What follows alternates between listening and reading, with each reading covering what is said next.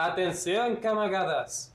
Vamos a hablar sobre mi filosofía, las fallas que la burguesía trata de señalar sobre estas y desde luego los aportes que dieron a la enseñanza de Sofía Mudsen. Empecemos con el programa. Buenas a todos y bienvenidos a nuestro podcast Prisma Crítico. En esta ocasión hablaremos sobre uno de los pensadores más influyentes, pero a la vez polémicos de la filosofía moderna, Karl Marx. En esta ocasión, sé lo que están pensando, esperen, ¿quién fue Karl Marx? Vamos despacio y está bien, empecemos lento para después ir desmenuzando sus propuestas. Bueno, Jennifer, Karl Marx nació en 1818 en Treveris, Alemania, bajo el seno de una familia acomodada. Su padre era un abogado de descendencia judía, pero que se convirtió después al cristianismo.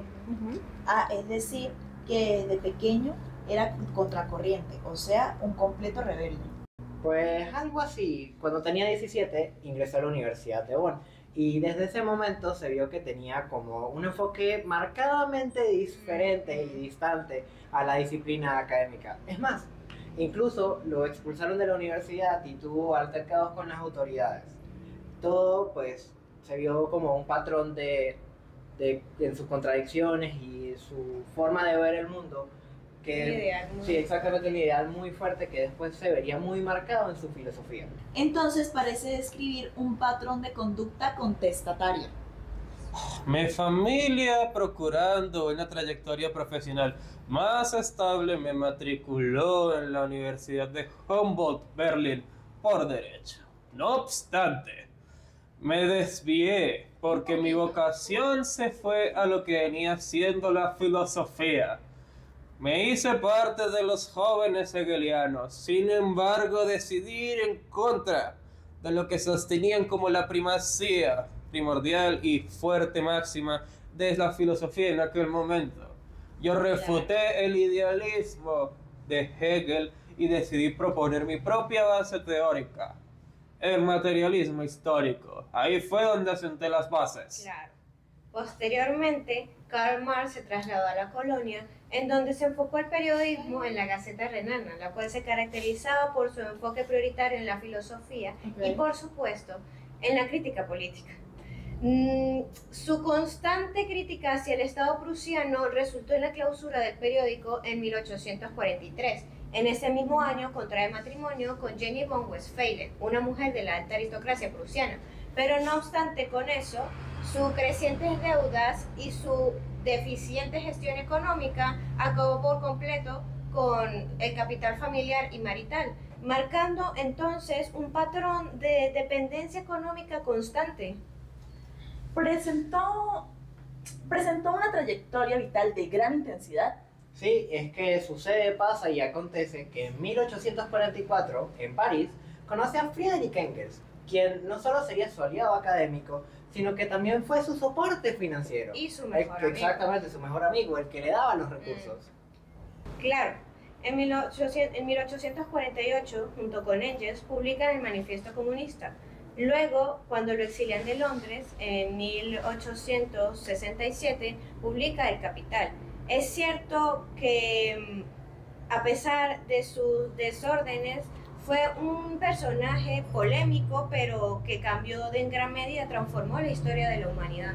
Así es, Camila. Lo que pasa es que Engels significó en la vida de Marx no solo su colaborador más cercano, sino su apoyo económico de toda su familia.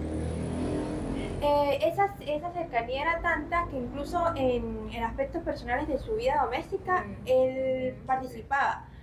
Eso nos hace preguntarnos que como el campeón del proletariado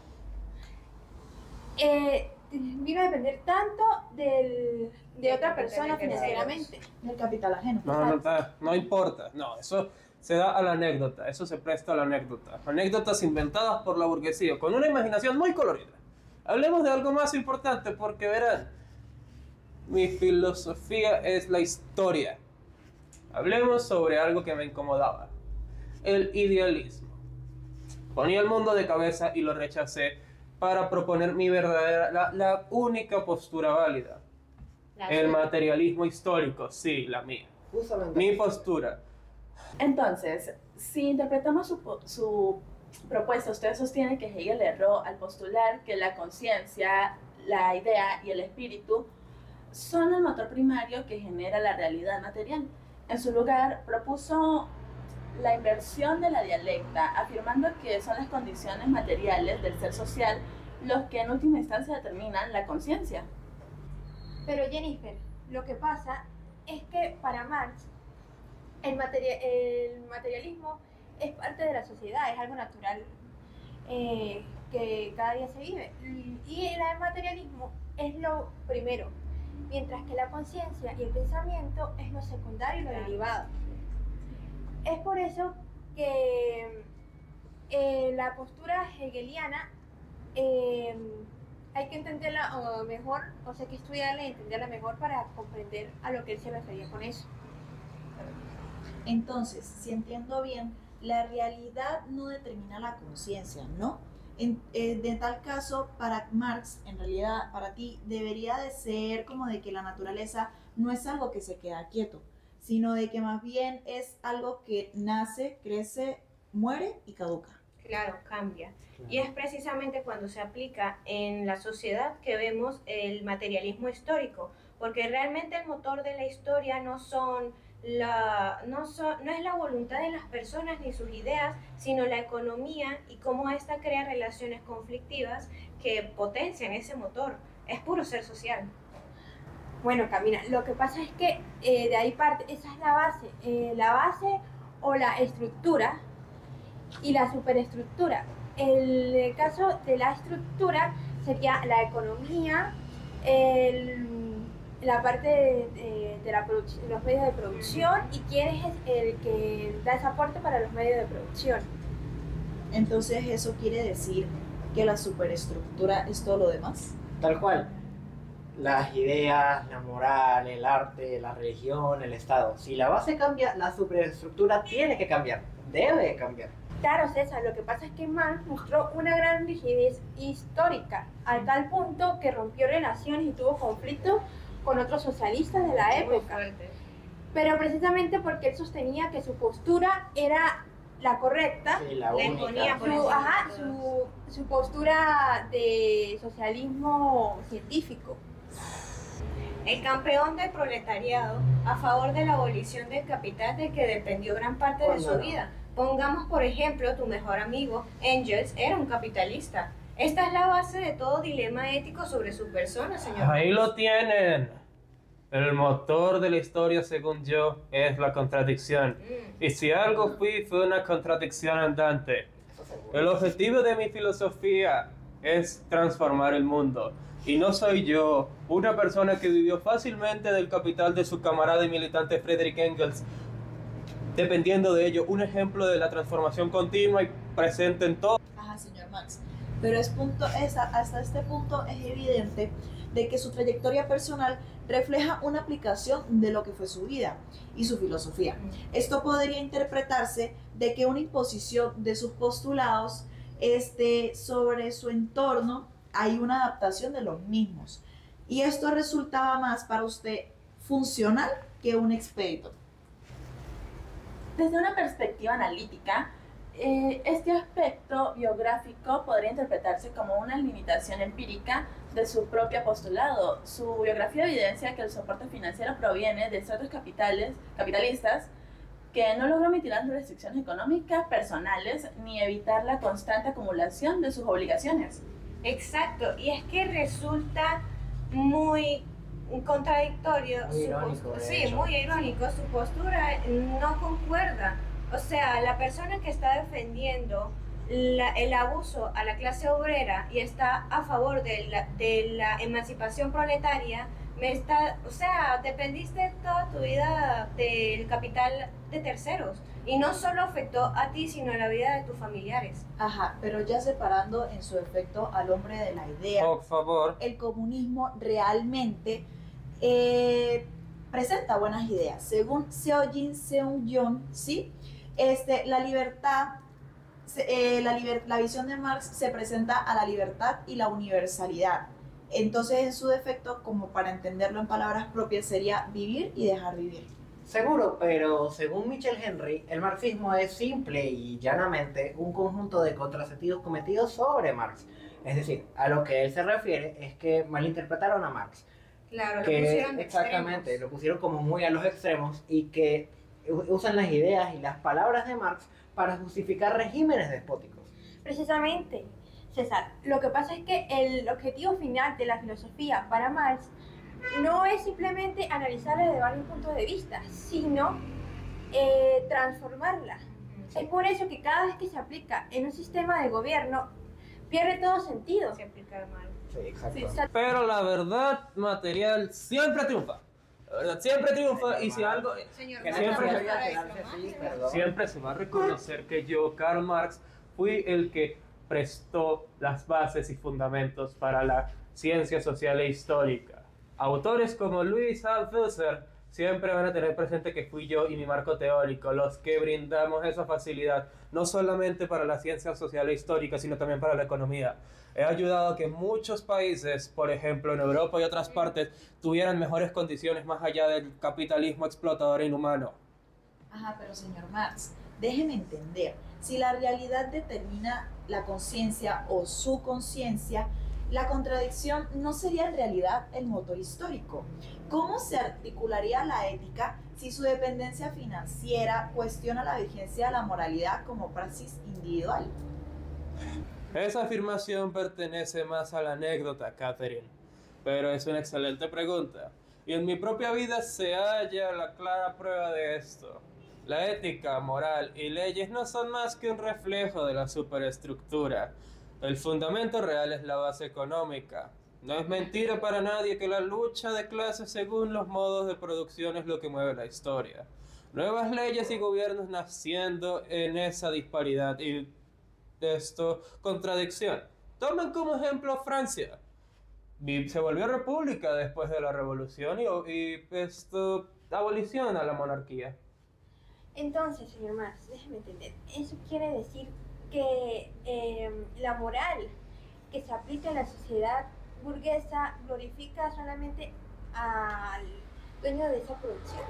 Efectivamente, Isis. La burguesía santifica la propiedad privada, la acumulación y el beneficio individual.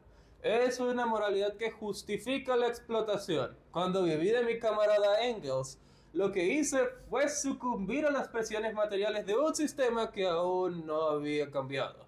En el feudalismo, la propiedad de la tierra y la servidumbre eventualmente obstaculizaron el crecimiento de nuevos métodos de producción impulsados por el comercio, la manufactura y la tecnología.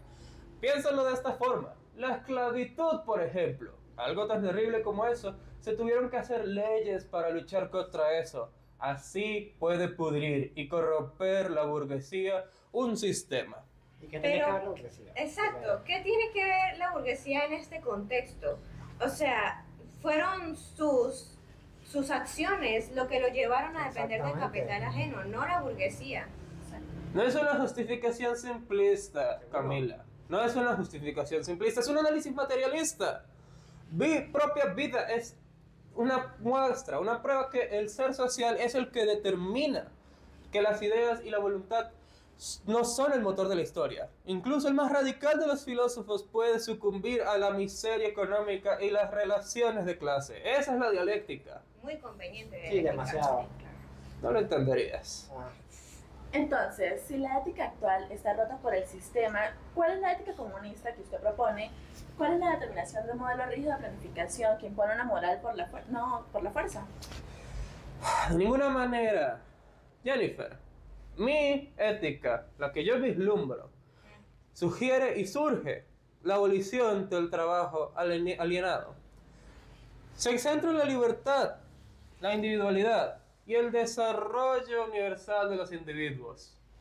El verdadero objetivo es transformar el mundo para crear una base donde la moral no se fundamenta en la explotación. sí, pero también como yo mismo lo dije y como se ha dejado claro hasta ahora, el marxismo es simplemente un conjunto de contrasentidos cometidos sobre su persona, usado para justificar regímenes despóticos. Ajá, ¿y yo qué tengo que ver ahí? ¿Cuál es mi problema? O sea, ese es el problema. Mi filosofía pierde sentido al ser impuesta autoritariamente por el Estado. no es mi culpa que se convierta en una superestructura despótica. La verdadera ética es la revolucionaria, se opone a la alienación y busca la sincronía de la moralidad con el ser social libre. No es mi Entiendo. culpa, o sea, realmente no es mi culpa. Pero tiene tus bases. No es mi culpa. Sí, pero, ¿Culparías al productor de un arma por todas las vidas que quita? sí, pero la ética hay que terminar de resaltar que la ética no es la causa de los problemas, sino el síndrome de una base económica defectuosa. Claramente está.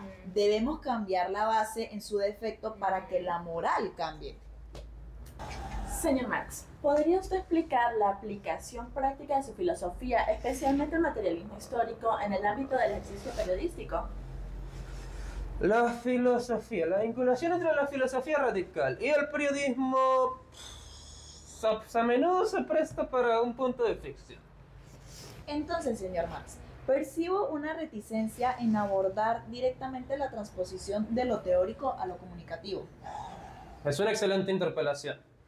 Verán, debemos saber cómo utilizar nuestra filosofía, la praxis filosófica, en el apartado de los medios de comunicación. Lo que quiere decir que su enfoque es que el periodismo no sea meramente descriptivo, sino analítico del materialismo. Es fundamental que comprendamos cómo nuestra filosofía se convierte en praxis periodística. Como dije antes, el objetivo no es solo interpretar el mundo, sino transformarlo. Espere, señor Marx. Ayúdame a entender esa idea. Si la prensa es parte de la superestructura, ¿cómo hacemos para que no sea solo un reflejo más del capital? Es decir, ¿cómo transformamos con un micrófono y un titular? Excelente punto, Jennifer. La prensa burguesa es el opio del pueblo moderno. Su ética es una moral de capital, una colección de palabras bonitas para proteger la sociedad y la cultura privada. Nuestro trabajo es usar el periodismo como un bisturí para dialéctico. Por ejemplo, una transnacional que se beneficia del pueblo de forma salvaje, porque no le importa qué tantos daños le hace y abiertamente sabe lo que está haciendo al pueblo. Nuestro deber ético y moral como periodistas es exponer todos esos daños y perjuicios que ha cometido contra los consumidores de sus materiales. Entonces, señor Mar, según entiendo, no hay que fijarnos solo en la noticia, sino también en la superestructura. Eso es correcto. Tal cual. Por ejemplo, cuando entra una nueva ley a la Gaceta, no es suficiente con reportar esa ley. Tenemos que preguntarnos, ¿esa ley a qué base económica está respondiendo? ¿A quién beneficia? ¿Cuál es su objetivo? Exactamente, ¿cuál es su objetivo? ¿A quién beneficia la nueva regulación de precios? ¿Al consumidor o al capitalista dueño de los medios de producción? Exacto, César. El periodismo materialista debe despojar el evento de su velo ideológico. Una huelga no es solamente un desorden social o mala voluntad. Es el resultado de el conflicto generado por las clases de producción. Es esa contradicción de las relaciones de producción. Nuestro titular debe reflejar la contradicción inherente que hay en la realidad. Es decir, si un político da un discurso sobre la libertad del mercado o la patria, nuestra tarea no es citar textualmente, es más bien seguir investigando más a fondo y seguir investigando de dónde viene el financiamiento, si es de empresas públicas, de empresas privadas, y saber si de esa forma siempre tener en claro de que si se está beneficiando o no esa política. Claro, pero tampoco se puede negar la fuente, señor Marx. Lo que dice mi compañera Caterina aquí es la inversión correcta. El periodismo debe ser un materialismo histórico en acción, simple y llanamente. El arte de la noticia no está solamente en la palabra de la élite, sino en exponer el motor de la historia, la economía y la lucha de clases. Me sigue pareciendo que su posición es muy irónica, señor Marx.